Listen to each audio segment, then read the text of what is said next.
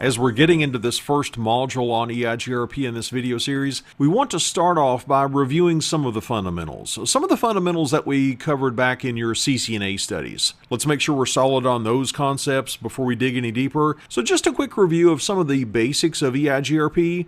One of the reasons we love Eigrp so much is that it has very fast convergence. In other words, if we have more than one path from our router to a destination network somewhere, and the primary path that we're using fails, we can very quickly converge and start using a backup route if we have a backup route available. Something else that we love about Eigrp is that it is very scalable. And I know that personally because I used to be a network designer down at Walt Disney World in Florida, which was the largest single-site employer in the US. We had a very large network, over 500 routers, and that includes multi-layer switches, but we had over 500 routers, each of which were running Eigrp. So Eigrp is definitely very scalable.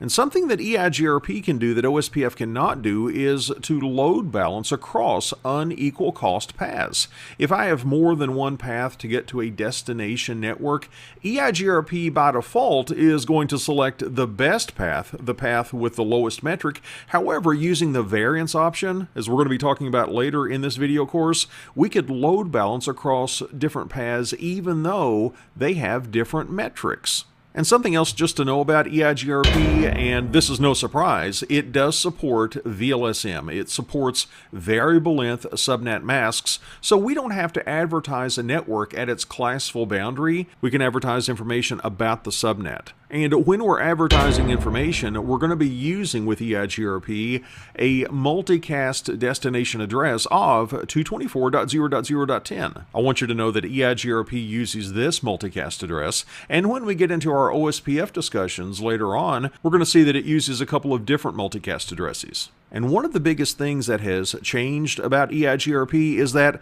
even though it used to be a Cisco proprietary routing protocol, Cisco has now opened it up where third-party vendors can run Eigrp on their equipment.